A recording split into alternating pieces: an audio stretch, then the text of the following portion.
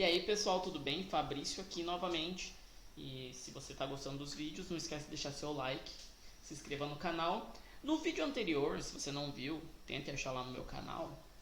Nós vimos um pouquinho dos conceitos mais gerais de probabilidade e alguns exemplos de como achar os espaços amostrais. Nesse vídeo, vamos ver quando utilizar soma ou multiplicação para fazer as probabilidades e também um pouquinho sobre o diagrama de Venn.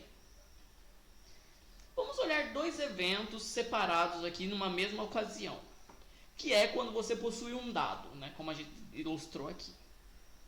Pensa o seguinte, você vai lançar o dado duas vezes. Eu te pergunto, o fato de você ter tirado um número no primeiro dado influencia no valor que você vai tirar no segundo dado? Provavelmente não, né? Porque eles são eventos independentes. Olha que coisa bacana. Porém, caso você pense em uma situação de tirar 2 ou 4 no lançamento de um dado, isso influencia na sua probabilidade? Isso influencia.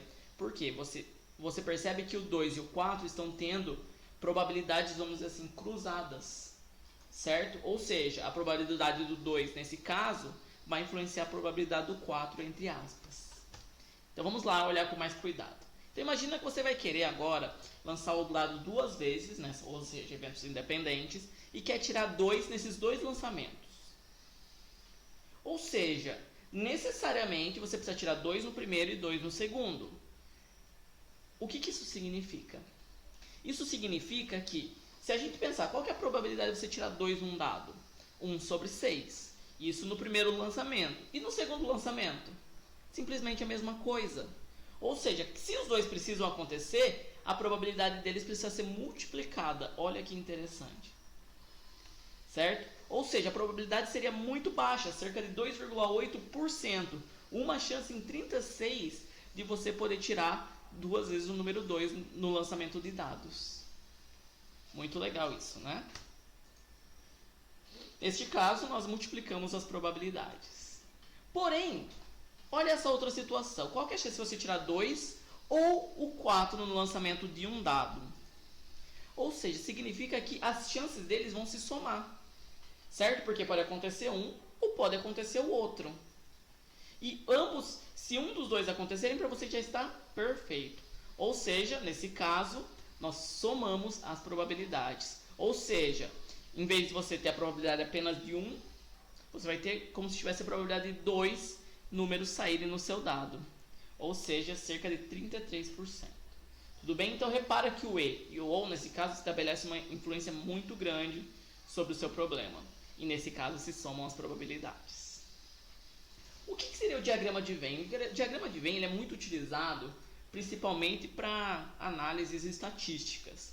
Porém, ele vai nos dar uma ideia sobre o que é, como a gente pode fazer quando nós temos eventos, ou pessoas, ou animais, ou conjuntos que tenham características em comum. Por exemplo, então nós temos a característica A, a característica B, a característica C. Isso aqui é muito fácil de entender. Isso significa que nessa parte roxinha aqui, tanto a característica A quanto a característica B fazem parte desse grupo. Nesse verdinho aqui, características A e C. Nesse outro, características B e C. E no meio, todas as características fazem parte desse conjunto. Tudo bem? E para fazer o cálculo disso, o que a gente vai fazer? Simplesmente somar todas elas.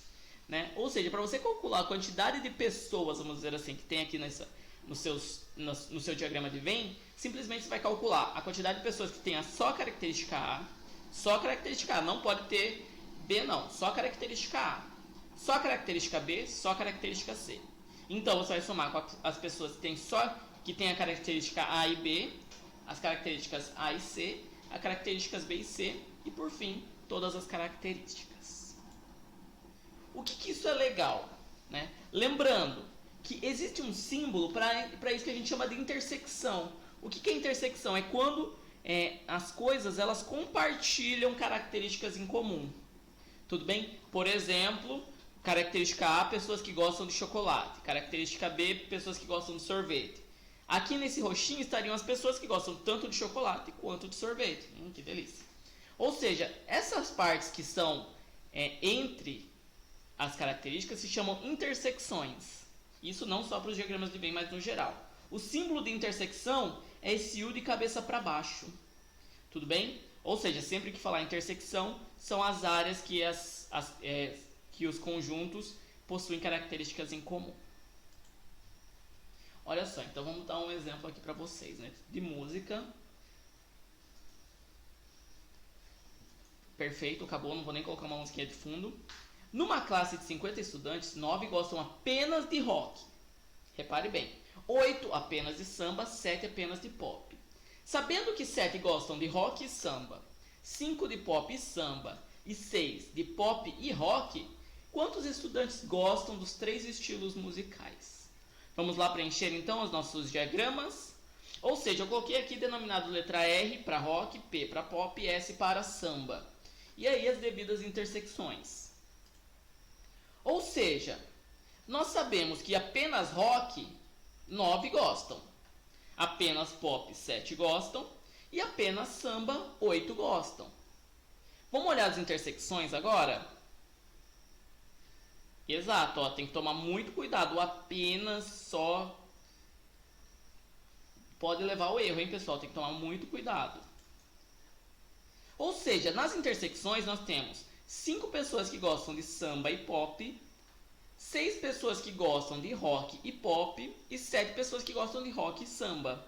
Se a sala tem 50 estudantes, como que nós podemos fazer essa operação? Então a gente volta lá na nossa pequena expressãozinha, que é basicamente a soma de tudo isso daqui. Substituindo, né, o total que nós temos é 50, que é o total de alunos na sala. E nós substituímos, né, 9 que gostam de rock, 8 que gostam de samba, 7 que gostam de pop e assim por diante. E aqui estaria aqueles que gostam de todos os estilos musicais. Fazendo essa soma, nós teríamos que 42 estudantes estão em volta aqui, né, das 3 características. Ou seja, que gostam dos 3 estilos musicais são 8 estudantes. No próximo vídeo, a gente vai ver um pouquinho sobre análise combinatória.